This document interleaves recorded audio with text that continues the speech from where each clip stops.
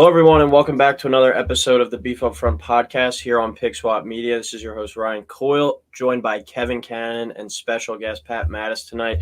As we dive into week 3 in the NFL, we'll be going back to our NFL Big 5 games of the week, as well as our best bet and upset special. But welcome back to the show, fellas, and how are you?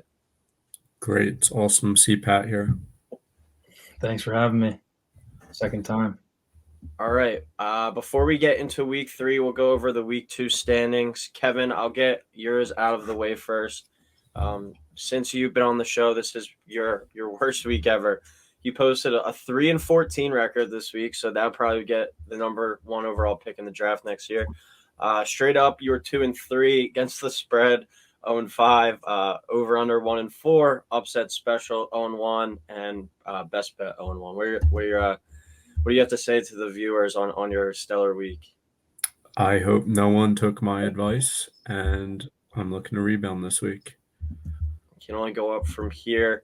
I continued my good start to the year, seeing the board pretty well. I think went 10-7 last week, 4-1 straight up, 3-2 against the spread, 1-4 in the total. So that's got to be improved.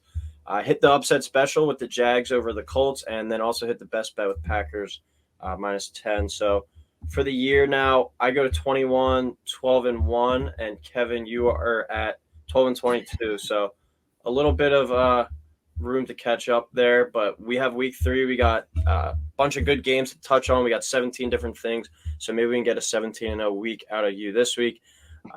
We'll start it off, though. First game of the week, we're not going to be on Thursday Night Football. This is going to be on Sunday. We got the 2-0 Bills at the 1-1 Dolphins, 1 o'clock on CBS. Bills, 5.5-point favorite, over under 52.5. Pat, why don't you start us off with who you like in this one? Yeah, I'm all over the Bills in this game. The Bills have been the Super Bowl favorite since the beginning of the year, and they've looked like exactly that this whole year. And they're actually a lot more of a complete team than I originally thought. They've shown up on both sides of the ball, both versus the Rams and the Titans yesterday, and they really haven't let their foot off the gas at all on either side of the ball. So I think for the Dolphins to even have a shot to beat them, they have to be firing on all cylinders, which includes the run game, which we really haven't seen from them thus far. So maybe if they can get Edmonds and Mostert going, they'd be able to have a shot, but I just don't see it in this game. And especially with the way that they shut down Derrick Henry yesterday, I don't see them getting the run game going at all. And, Tyreek and Waddle had career weeks last week. So there might be a little bit of a downgrade on their games. I have the Bills winning 34-17. So I have Bills -5.5 and just barely hitting the under 52.5. Yeah, I like your picks there, Pat. I'm rolling Bills 30, Dolphins 21. So I got Bills 5.5, under 52.5 as well. Bills are looking like they're going to be in the domination station all season. They've came out high, and it looks like they're not slowing down anytime soon. That kind of was my theory with them going into the year. I think that they were just going to keep their foot on the gas all season, and they were going to have a lot of blowout games. Dropped 41 points on last year's AFC number 1 seed, held them to 7. And then in week 1 on the reigning Super Bowl champs, held them to only 10 points and won by 21. So 2 really impressive games out the gate. Tua had a great game last week for the Bills numbers-wise, but if you watch some of those highlights, I mean, you can't really knock him that much for 470 yards and 6 touchdown passes, but still a lot of broken, blown coverages in their epic comeback they had last week. I don't think you're going to get that against this Bills team that has arguably the best safety duo in the entire NFL, and being able to contain the speed of Waddle and Tyreek, I think, is going to be one of the bigger challenges in the NFL this year for teams. But with that safety duo and the way that defense is built, they don't really get beat over the top much. I think the Bills are one of the teams that's built best to contain this dynamic duo of Tyreek Hill and Jalen Waddle, despite being without Tre'Davious White in the lineup still. I think they can keep the Dolphins in check in this one and get the win this week. That would be a big win, as it looks like the Dolphins are going to be their main competitor in the AFC East this year. Finding a way to go to Miami and get a win and go up 3-0 in the division, and that would be huge. So give me the Bills there, 30-21, Bills -5.5 and under 52.5. So I'm agreeing with both you. I got the Bills winning 27, Dolphins 21. Bills covering the 5.5 point spread. I have the under hidden of 52.5. The Bills are just a very good team, actually a great team. While the Dolphins have been impressive so far this year, they beat the Pats, who really don't have a great offense, and the Ravens also have a pretty bad defense at this point. They're not the Ravens that people have been used to over the years. While the Bills are good on both sides of the ball, the Dolphins do pose a real threat with their weapons, but I believe in the Bills too much.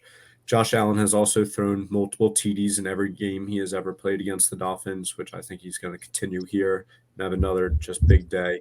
I think the Bills are going to be in control of the game pretty much all the way, even if it ends up being a one possession game at the end of regulation. I think that'll be misleading as the Bills control the whole game. All right, so we all have Bills straight up, Bills 5.5 and under 52.5 there. So hopefully we get the clean sweep.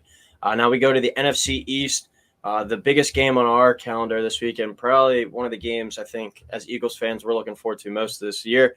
First game against Carson Wentz. Eagles 2-0 now after last night's impressive Monday Night Football win. We'll be traveling to Washington to play the 1-1 Commanders. 1 o'clock on Fox. Eagles right now are a 7-point favorite. Over under 49. Kev, what are your thoughts on this game? I got the Eagles winning, going to 3-0, 27, Commanders 21, the Commanders +7, and the under at 49. The Eagles look to continue their winning streak and will here. I think the Eagles' defensive line shows up more this week than it has in previous weeks. That's kind of been the one missing thing from their game plans so far this week. And I think Wentz holds onto the ball a little bit too much and looks to just be making plays all the time. So I think that'll help them a little bit here, get a little more pressure on them. And I think one of those passes, at least one of them, will go into one of the DB's hands of the Eagles and give them a chance to blow the Commanders out. I don't think the Eagles are going to blow them out. I don't think they've learned yet how to stomp on someone's throat and just dominate a team. But I think the Commanders hang around but never really threaten the Birds, kind of like what just happened last night to the Eagles. Hurts has another really nice game here, managing the ball, and is super efficient. The Washington defense isn't very good, and I think Hurts is going to have a lot of easy throwing lanes again. Yeah, I like the Eagles in this one too. I was tempted to take the Commanders. I was kind of torn in this one, but I decided to go Eagles 27, Commanders 23. So the Commanders will cover that +7, and then I'm taking the over 49 there. This is a typical just fall flat spot I think for the Eagles. They're 2-0. They kicked ass in prime time against a team. A lot of people were picking them to lose too. The Super Bowl talk starting to build up. Eagles are being proclaimed as the best team in the NFC. Jalen Hurts is now apparently the best quarterback in the NFL. How do they respond is really the situation. In past regimes and with past guys in the locker room and past coaching staffs, I think I would hammer the opponent in this one. But I don't know, just with Hurts at quarterback and just seeing the way he handles himself when he talks to the media and you see those post-game locker room speeches, his mindset, I think between him and the rest of the coaching staff, they're just going to be preaching next play mentality all week. That we got to move on from the Vikings game. We got to move on to Washington. So I think they're going to have their full attention for that one.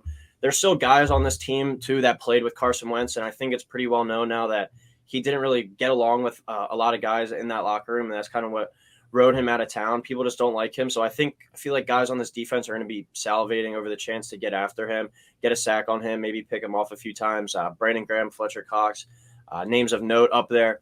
I think this is going to be a tight game throughout, but in classic Wentz fashion, kind of as you touched on, Kev, going to hold the ball a little bit too much, try to play some hero ball, and lead to some turnovers down the stretch, which leads to an Eagles win. But I do think this is a real tight back-and-forth game.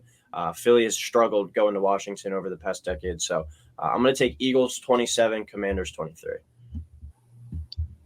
I also have Eagles, and as you both, I have the Commanders covering the 7-point spread. I have the under 49, so I have the Eagles beating the Commanders 21-17. Although they're definitely not on the same level as the Bills quite yet, I think the Eagles are looking pretty complete as a team. That also might come with some fan base bias, but I do think from what I've watched, they're looking pretty complete. They've gotten the passing game going when they wanted to. Obviously, A.J. Brown had 155 yards in week 1. They got Devontae Moore involved this week. All three of their running backs scored touchdowns in week 1, and their secondary stepped up against the Vikings after kind of a shaky week 1 last night. The uncharacteristic thing that I've seen from the Eagles is their lack of production in the trenches. Like Kevin touched on, the defensive line hasn't gotten much pressure on either quarterback. They did sack Cousins a handful of times yesterday, and I'm not sure if they got to golf at all in week one. Um, but I think they will get to Carson. Like Kevin said, Carson does tend to hold on to the ball. I think they'll get to Wentz um, this upcoming Sunday. The Commanders haven't looked too bad. They definitely have some question marks around their team so far. Um, but if the Eagles secondary can shut down McLaurin, Dotson, and Curtis Samuel, I think this game is pretty much wrapped up. But I still have this being a close one at 21-17 Eagles. Um, and I think it's going to feel a lot more like a blowout than it actually is going to be. All right, so we're all riding Commanders +7 there. I'll talk Eagles straight up, and then I got the over. You two guys got the under there. Third game of the week, we stay in the NFC. Lions at 1-1 at the Vikings, who are 1-1. This is 1:00 kickoff on Fox. Vikings come in as a 6.5-point favorite. It was surprised to see that number that high. Over under 52.5. I'll start off with this one. I'm actually going to ride with the Lions here. I'm taking them to win this one outright, 30-27 over the Vikings. Lions +6.5 and over 52.5 there. Are the Lions good? Is a major question. We saw them come back against the Eagles in week one, and then we saw what the Eagles did to the Vikings last night, who took care of the Packers. I know it's a bunch of different moving parts there, but I think the Lions have been pretty impressive so far. I haven't watched that whole week one game versus the Eagles, and then watching them a bunch on Red Zone last week. I'm really impressed by their offense through these 2 weeks, and the defensive line has shown the ability to get after the quarterback as well. They've shown a really nice balance on offense when it comes to running and passing. And Swift has looked awesome, but they've only given him the ball 20 times, 20 carries. He's done some work in the receiving game, but 20 times for 200 yards. He's averaging 10 yards per carry. I think they need to feed him the rock more because he's been getting a bunch of big plays for them. The Jared Goff and Amon-Ra St. Brown duo, that chemistry has been great through 2 weeks, carrying over from last year. And it should pose problems for a Vikings secondary that really struggled to contain the Eagles' passing attack on Monday night. Vikings really underwhelmed on Monday, weren't able to run the ball at all. Justin Jefferson was contained, and Cousins looked terrible in primetime yet again. You get a Kirk Cousins at 1 o'clock, though. He's bound to be better. The Eagles brought pressure on Cousins all night, so I expect the Lions to do the same and get home on Kirk because they were getting to Jalen in week one a bunch. Just Jalen was able to escape with his legs. Kirk Cousins obviously not able to maneuver like Hurts is. So I'm really starting to believe in this Lions team. So I'm going to take them in a statement division road win here. So give me Lions outright 30-27. Lions +6.5 and over 52.5 there. Pat, you want to touch on this game next? Yeah. The question is, are they good? They're such an easy team to root for. They've struggled for so long, as really as long as I can remember watching the NFL. And I think they finally found their identity with Dan Campbell this year and have established themselves as, not the same old Lions that we're used to watching. Obviously, like you said, with the comeback against the Eagles and this past week, they've been looking pretty good. You need to get Swift more involved. I was shocked when I found out they've only given him the ball 20 times. I'm not sure if there's an injury lingering there that might be limiting his carries, but if there isn't, they definitely need him to touch the ball more often. We've seen what their O-line can do. They basically shut down the Eagles' defensive line in week one. With that being said, though, I think this is a bounce back week for the Vikings. I think we'll see the same Justin Jefferson, the same Dalvin Cook that we're used to seeing, especially against their division rival. Although the Lions have looked pretty good, I think they take a step back this week versus a very kind of angry Vikings team. And like you said, Cousins at 1 o'clock is different than Cousins on prime time. So I have the Vikings beating the Lions 27-13, covering that 6.5 spread, and I have the under 52.5. How about you, Kev? I got the Vikings winning 31, Lions 24. The Vikings covering that 6.5 point spread and the over at 52.5 hidden. I think the Vikings throw last night's game out against the Eagles, just throw it out and move on. I think it's going to be an outlier for their season. The Vikings are super talented. But that being said, the Lions are good. I wouldn't be surprised to see them win here. It wouldn't be shocking at all. But Kirk Cousins is playing at 1 p.m., not prime time, and we all know that Cousins that he's going to be a lot better. It's hard to be worse than he was last night. Cook and Jefferson both get back to being dominant at their positions. The Lions are good, and I think they will play good. They just won't have enough at the end. And they don't do anything super poorly, so I might regret not choosing them here. I just think the Vikings are coming off a letdown week and will be ready to go. All right, so I'm the only one there taking lines straight up. You two got the Vikings. You also both got the Vikings to cover. Me and Kev like the over, and Pat's taking the under there. We go to the fourth game of the week. Might be the headliner for this week. The 1-1 Packers at the 2-0 Bucs, 425 on Fox. Bucs are 2.5-point favorites here, over under 41. Maybe the last time we see Aaron Rodgers and Tom Brady on the field together. So could be a historic day for the NFL there. Pat, why don't you start us off with this one with who you like? Yeah, I got the Packers winning this game, kind of in an ugly one. I like a heavy emphasis on the run game on both teams this upcoming Sunday. Brady's going to be without his top two targets. Most likely Evans is suspended, and Godwin is most likely going to be out. Aaron Rodgers hasn't really established a connection with any of his receivers up to this point, possibly Allen Lazard, but he's only played 1 week, so I'm not sure about that receiving core either. The Green Bay backfield has been getting a massive workload in both Aaron Jones and A.J. Dillon. Aaron Jones scored 2 against the Bears. A.J. Dillon scored in week 1, and A.J. Dillon actually had 18 carries this past week against the Bears, which I was really surprised about. I wasn't expecting him to see that much of a workload compared to Aaron Jones, but he is one of my guys. So we'll see what Brady has to do. We'll see what he can do with what he has.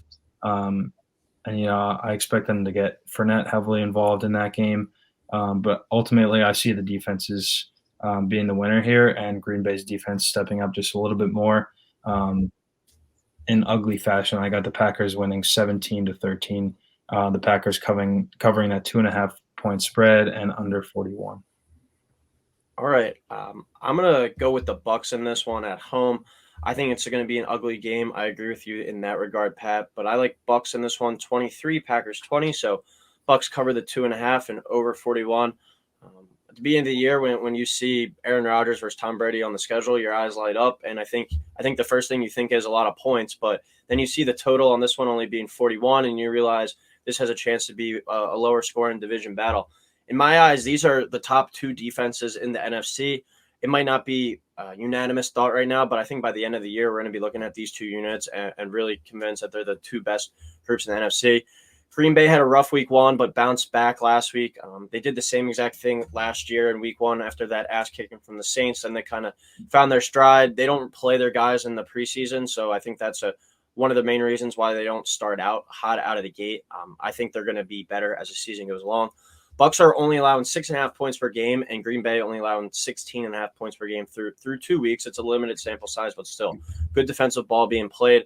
Mike Evans most likely going to miss this game, like you said, Powell. That suspension. I know he's appealing, so I'm not sure what the deal is with that. I know a lot of times if you're appealing your suspension, you can play through it, but we'll see if the ruling's made before this week.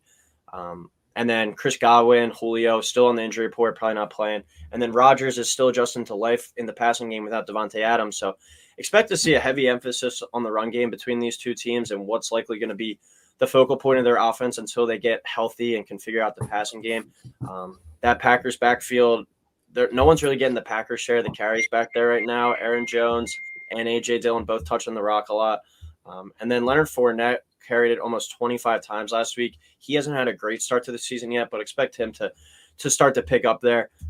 The Bucs are just so hard to run on, though, only allowing 86.5 yards per game through 2 weeks. And since Todd Bowles been there running the defense, they've been the best run defense in the league. So I think it's going to be tough for Green Bay to muster up much on offense, especially with the limits that they have in their passing game right now. So I'm going to take the Bucs to win this one at home close, but I wouldn't be surprised to see these 2 teams meet up again down the line. But I'm going to go Bucs 23, Packers 20. So Bucs minus 2.5, and then the over 41. I feel like a lot of people are going to be on the under this week from the public. So I'm going to fade that there and go with the over. I got the Bucs winning by a field goal, 17, Pack 14. Bucs covering the minus 2.5 and the under of 41 hidden. I really struggled with this game. I was going to pick the Packers, and then I kept flipping back and forth. I landed on the Bucs. Neither offense has really impressed so far this season. Brady will be without a lot of his weapons this week because of suspension and/or injuries. Rodgers' weapons are still getting used to the offense in Green Bay without, like everyone knows, Devontae Adams. However, both teams have a solid run game and good defenses.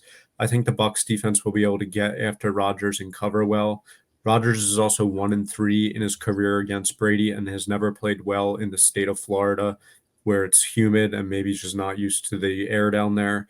Fournette should see 20 carries at least, I think, out of the Bucs, and by the end of the game he'll wear out the pack. He's a real hard runner and finishes his runs real hard. So I think the Bucs win here. All right, so me and Kev got the Bucs winning and covering the 2.5. I got the over, he's got the under, and then Pat is going Packers outright plus 2.5 under 41. We'll get into our fifth and final game of the week before we head into our best bet and our upset special.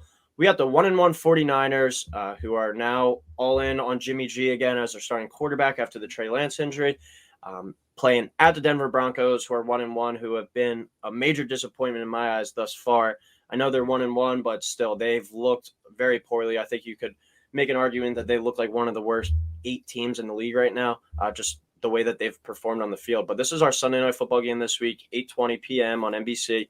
49ers are 1.5-point favorites on the road here. Over-under sits at 45.5. Kev, why don't you start us off with your pick? I got the 49ers winning 27. Broncos 21, the 49ers covering that 1.5-point spread, the over at 45.5 hidden. The Broncos have not looked good at all. Lots of questionable coaching decisions going on in Denver, and I don't trust them at all. The 49ers, I think, actually got better last week with Trey Lance going down. Trey Lance, I think, is going to be the future. Well, we'll see how he comes back after his injury, but he was still a work-in project and still had a lot to learn. Jimmy, everyone knows what he is, and he's a pretty good quarterback is what he is, and he's capable of leading this offense, especially this Kyle Shanahan offense. And I think they go into Mile High win. And Jimmy also has a lot riding on this. He still wants to be a franchise QB, and his incentives in his contract can make him a boatload of money if the 49ers win and he plays well. And the 49ers also have the advantage in almost all the spots of roster, including coach, and I think it's going to show this week. Yeah, I saw, speaking of Jimmy G's contract, I think it's if he plays 25% of the snaps in a game, he gets $250K. And then if he wins that game, I think it's $350,000. So last weekend, he made $350,000 by just coming in and filling in for Trey Lance. Pretty crazy. Is that 350,000 extra, or is that So because of he took the major pay cut due to his overall cap number, and then basically they reworked the contract to where he gets that incentivized on top of his base salary, which I think he's only getting around $6 million compared to what he was supposed to get was around like 20-ish. So he's making a lot less than he would have before the pay cut, but still he's better off now, I guess, but we're back in the lineup. But I'm going to go with the 49ers here as well, Kevin and Pat. I'm going to take them 24-20 over the Broncos. So Niners minus 1.5, under 45.5 there. I don't know if you guys have had a chance to watch a lot of the Broncos. They were one of the 4 games, I believe, in the 4 o'clock window last week. So they were on the red zone a lot. And I sadly have Russell Wilson in a couple fantasy leagues, and they have just looked terrible on offense so far, have not been able to really get anything going on that side of the ball. You would think with all the talent and weapons on that unit that they will eventually turn it around, but I don't think this is the week they do that. The 49ers seem to just have a little bit more life and juice now with Jimmy G back, and it seemed like that just kind of resonated throughout the whole team. I feel really bad for Trey Lance. As we know, I really was high on him, at least as a fantasy quarterback coming into the year, and it was clear that he was going to have some stuff to work on, but he's a quarterback who has all the real tools that you want. He just, I think, needs more reps, and this is a major blow to his development because just hasn't played much football over the past few years.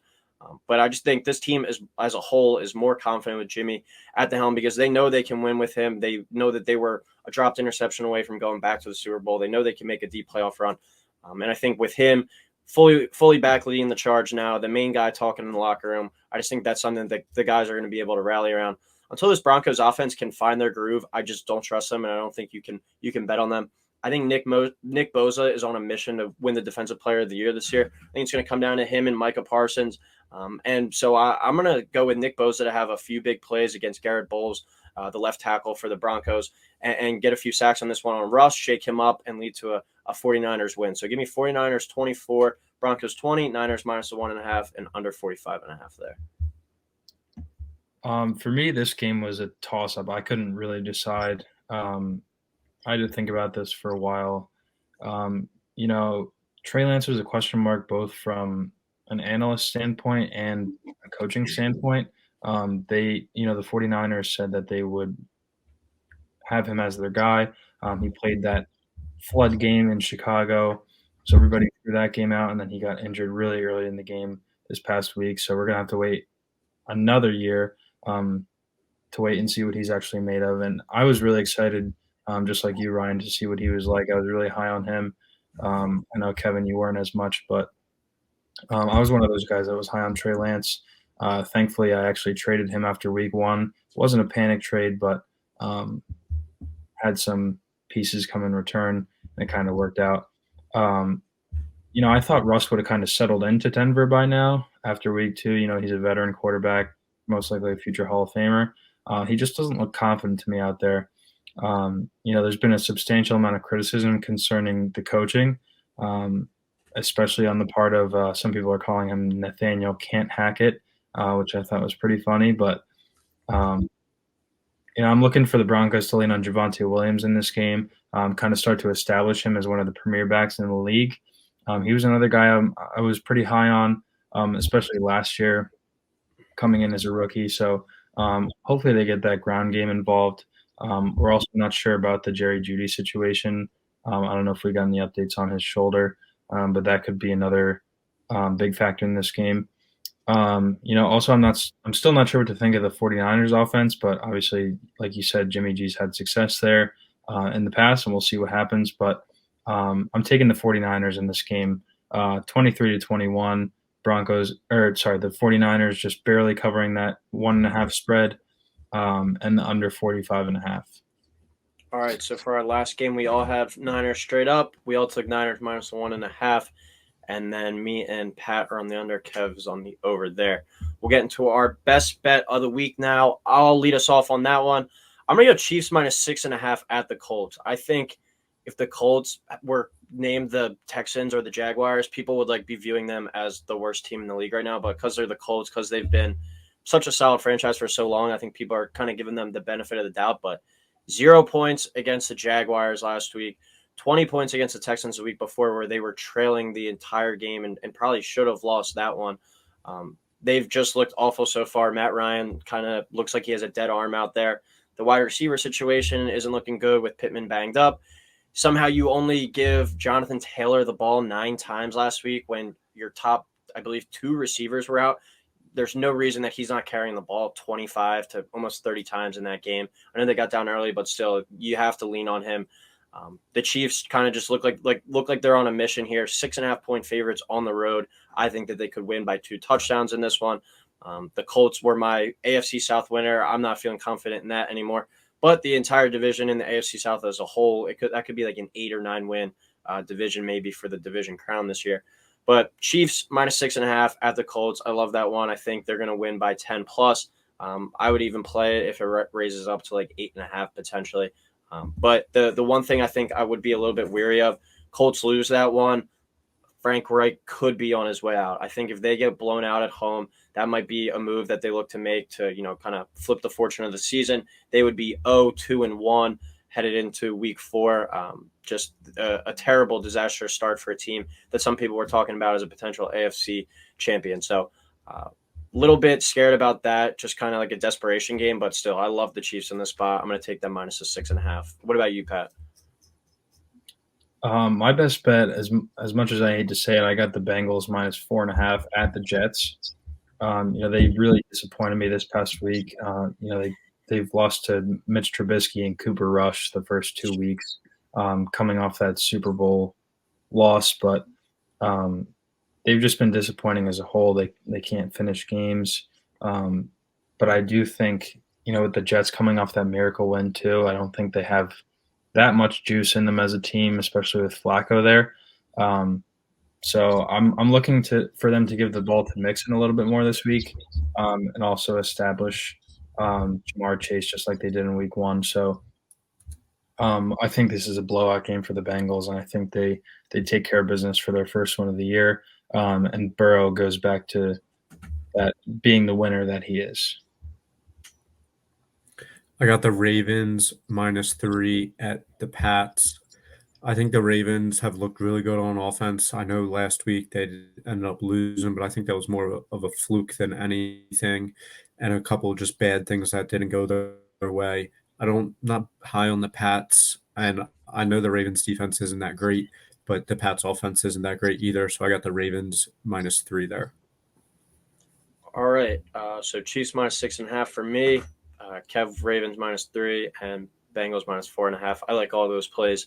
We'll get into the upset special now. Our outright money line dog winner. I'll start it off. I'll take the Texans over the Bears. Texans on the road here, 2.5-point underdogs. I like this Texans team. I think they're kind of like they're the AFC version, I think you could say, of the Lions, but not as talented. I think that they're going to flirt with like four to five wins, just kind of show some improvement. They're not a very talented team, but they seem to go out there and play hard and are in most games last week. They had we were talking about how the Broncos offenses look so poor so far this season, but still, that's a really talented group. And a lot of talented guys on that Broncos offense. And the Texans held them in check for most of the game last week. And then they held the Colts only 20 points the week before. I think that the Bears, as we know, I'm not very high on them. They won that one game, which I think was a fluke in the rain against the 49ers. I think this is going to be a really crappy, a really ugly game here. But the Texans, I think the guys in that locker room kind of looking at their schedule throughout the year, they know this is a good chance to get a win, which is going to be a season which they're most likely winning around 3 to 5 games. I think there's a heavy emphasis this week. Like, all right, let's get something going. Let's get moving in the right direction. Some positivity in this locker room. They find a way to go to Chicago and knock off the Bears, who I think still, despite winning that Week 1 game, aren't going to be a very good football team this year. Kev, what's your pick for your upset special? I got the Cowboys money line over the Giants. They are currently 2.5-point underdogs. I think the Cowboys are just going to continue to tread water until Dak gets back. I know the Giants are 2-0, but neither of those wins were really impressive. It took a lot to go right against the Titans in Week 1, and that was kind of shocking everyone. But maybe we're seeing now that the Titans aren't the Titans that we've been accustomed to over the past couple years. And then last week they etched out a win over the Panthers, who many people weren't very high on coming into the season either. So I'm not high on the Giants. They could continue to play well, but I'm going with the Cowboys here. Yeah, and then lastly, I got the other primetime, or one of the other primetime games. I got Steelers money line. They're also 4.5-point underdogs on Thursday Night Football. I have their defense bailing them out here on another ugly game. Even in the absence of TJ Watt, I think they get it done here. It's not too hard to shut down that Browns passing offense with Brissett at quarterback.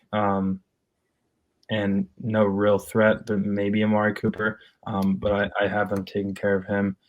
And then all you need to game plan for is Nick Chubb, who scored 3 times last week. But I do have the Steelers defense bailing him out on Thursday night and picking up that road underdog win. All right, so I took Texans money line. Kev, you got Cowboys, and Pat's got Steelers. I like all 3 of those picks as well. So hopefully we can make it a 6-0 week on the best bets and upset special. But before we head out, any last second comments, guys? I hope I do a little bit better this week. I noticed that I had a lot of unders in my score predictions. I just want to say, even though I did that, life's too short to bet the under. All right, sounds good, and we will talk next week.